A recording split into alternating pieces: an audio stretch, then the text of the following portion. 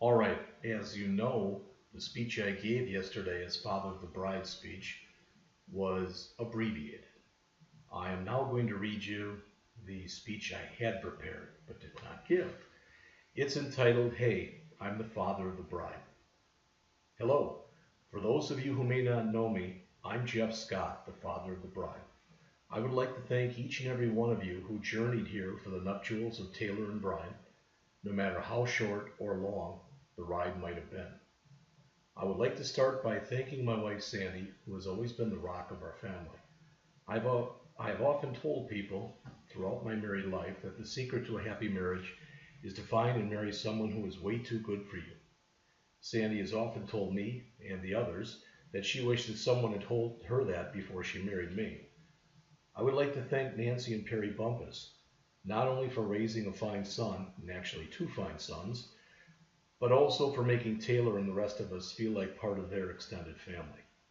I would like to thank my mom, Audrey, who is at home ill, unfortunately, Nancy's mom and dad, Mike and Ginny, who are here in attendance.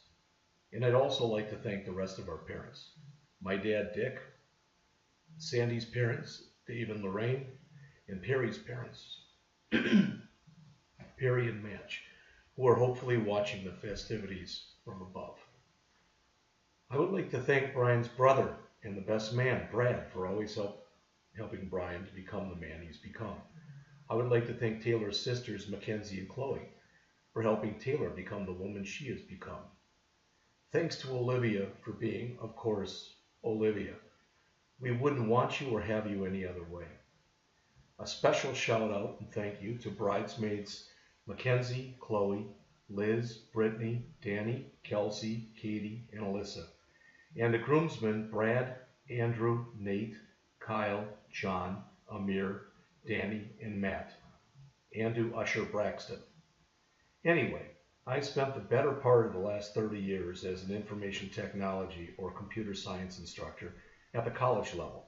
So I guess I felt it was my duty, so to speak, when writing this speech, to Google Father of the Bride speeches. So, what you're hearing, or what you're going to hear, is taken from 10 steps to a brilliant Father of the Bride speech. Step number 1, share childhood stories. Hey, I can do that. Here's my story about Taylor's childhood. When Taylor was about 4, we signed her up to play in the local Bruce Samlin Kids Soccer League. Taylor had never played soccer before, so her mother and I had no idea what to expect. Well, the first game, Taylor takes the ball down the entire length of the field and goal. The next time, the same thing. The next time, the same thing. It got to where the opposing coaches would ask for her to play defense, which, again, she excelled in. I should have known you playing defense at age 4, Taylor, was the soccer start of something big. Here's my wife Sandy's story about Taylor's childhood. I believe it may have been in 3rd or 4th grade. Taylor was convinced she was going to become a meteorologist. She wanted to go to school every day dressing for the part. A suit or a dress was a must. One day, we were at a local gas station / fast food place. And there was a huge Wisconsin map on the wall. Taylor started explaining to us and any other customer listening what the weather was going to be like for that day. Here's Nancy's story about Brian. At age 1, Brian was getting a bubble bath when his Dalmatian dog Katie jumped in with him. The two of them climbed out of the tub, laughing and barking. Brian was always great at climbing. He made his way downstairs, soaking wet, naked as a jaybird. I found the dog looking out our open front door and saw Brian chatting with our neighbor Craig next door. Lord only knows what he said. His social skills started then. I always knew he would be a salesman. And here's Perry's story about Brian. When Brian was about 3 years old, one day he dressed as a cowboy and decided that he was Mad Dog McCree from a popular video game he watched his brother play. His mother discovered him straddled on the banister in the stairwell, which was about a 15-foot drop. She quietly called for me as I was upstairs near Brian's location, and she was looking up at a possible disaster. I slowly approached and removed him from the rail. This is just one example of many from his days as a daredevil. And here is Brad's story about Brian, whom he describes as crazy and motivated. Nope, sorry, I can't use that TP story, as Brad will be telling it shortly. Step 2, talk about your son-in-law. You know, I've always liked Brian. He's a genuinely nice, warm guy with a good personality. And Brian, I hope it's okay if I share this, but one day you took me out to lunch at a local Red Robin to ask me for permission to marry my daughter. I could hear the sincerity in your voice, and I saw the love you had for Taylor in your eyes. Step number 3, share stories about love from your own experience. Well, you know, it's kind of funny. Taylor and Brian met at a bar. My wife Sandy and I also met at a bar. The difference is, while I have not had a drink for 30 plus years, back then I drank quite a bit. In fact, the night I met Sandy, you could say I was fairly plastered. She was not, but to be fair, when I called her for a date, she said yes because she thought I was my friend Mark. And Sandy and I will be married 38 years next week. I hope for longevity for you two as well. Step number 4, add in funny moments. Okay. There once was a hermit named Dave who lived by himself in a cave. Step number 5, but keep them clean. Oh, okay. Until Dave met the woman of his dreams, they got married and lived happily ever after the end. All right. Step number 6, serious moments are just as important too. A while back, I was asked to help my daughters, Mackenzie and Chloe, write their maid of honor speeches. I did, but they chose not to use them. I guess because it sounded like something I'd write. So with, or I guess without your permission, I'm going to share them with you right now. Brian, this is what Taylor stands for. T is for tenacious.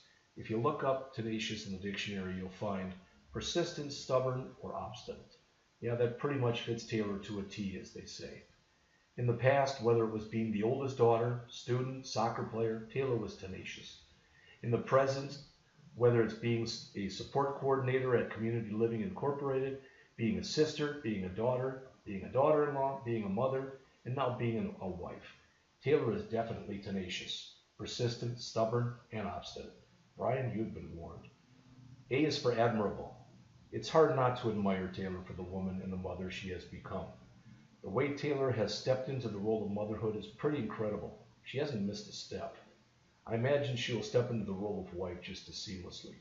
Y is for, you better believe it. Brian, you've struck gold with Taylor. They don't come any better than her. Whether it's wife, mother, sister, daughter, whatever. Anything and everything else she is. She's golden. L is for love. If you look up love in the dictionary, you'll find a feeling of warm personal attachment or deep satisfaction, as for a parent, child, or friend. Everyone in this room feels that love for Taylor. From Brian, from your mom and I, from Nancy and Perry, from your sisters, from your new brother-in-law, from Olivia, and from the rest of the people here. We all feel that love for Taylor, whether it's as an aunt, a niece, a friend, a daughter-in-law, a sister-in-law, or whatever. O is, of course, for Olivia. Brian, Olivia is the light of her mother's eye, just as she is yours, and ours. What a daughter, granddaughter, great-granddaughter, cousin, and niece. Every day we think we couldn't love her any more than we already do. And then the next day comes and we love her even more than we did the day before. And finally, R is for ready. As they say, Brian, strap yourself in. It's going to be a wild ride. Taylor's ready for it. Olivia's getting ready for it. I hope you'll be ready for it, for all that the future has to offer you as well. And Taylor, this is what Brian C stands for. B is for boy. Taylor, don't get mad at Brian for playing Xbox, watching MMA, UFC, boxing, and playing baseball. Rather relish it and just think of the fun he will have doing these things with Olivia once she's old enough. R is for rambunctious. I guess it's more for Olivia. The word is defined as noisy and lacking in restraint or discipline, as in Olivia. Taylor, you can't blame Brian for Olivia's infectious smile. You too know it's hard to say no to that toothy little grin. When it comes to discipline, Mommy Taylor may have to wear the pants in this Bumpus family. I is for inception. Inception is an event that is just beginning. Taylor, you are starting out your new life with this man.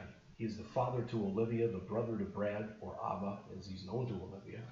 He is son to Nancy and Perry, and son-in-law to Sandy and Jeff. Soon you'll move into your new home. Then the real inception begins. A is for abundant. Abundant is defined as present in great quantity. Taylor, savor this moment.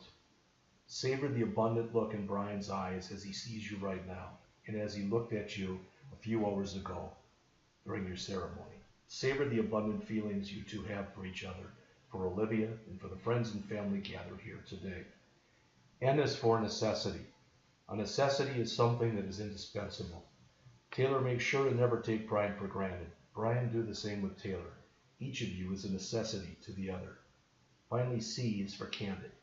Candid is being openly straightforward and direct without secretiveness. You've probably heard it said that husbands and wives should never go to bed angry with one another. Well, I believe that's true. But if you two are always candid with one another, anger should never enter the picture. Step number 7, make the groom's family feel welcome. Again, a big thanks to Nancy, Perry, and Brad for sharing their stories about Brian with me. And thank you all for being the kind and generous people you are. Step number 8, keep an eye on the time. Well, I'm doing the best I can. Step number 9, add a personal touch with props. I was going to bring a soccer ball with me because, Taylor, a soccer ball has meant a lot in your life, in all of our lives. It helped you to get a college scholarship. It opened a lot of doors for you. It allowed you to make many friends, some of whom are here tonight. It took up a big part of our lives, and with Olivia, who knows? Finally, step number 10, finish with a toast. So, let me leave you with this. It's for both of you. This is from an unauthored poem entitled, What's Mickey Without Minnie? What's Mickey without Minnie, or Piglet without Pooh? What's Donald without Daisy? That's me without you. When Ariel doesn't sing and Pooh hates honey, when Tigger stops bouncing and Goofy isn't funny, when Peter Pan can't fly and Simba never roars, when Alice no longer fits through small doors, when Dumbo's ears are small and happily ever after isn't true, even then I won't stop loving you. Thanks again to everyone here tonight. Now please raise your glasses to the bride and groom.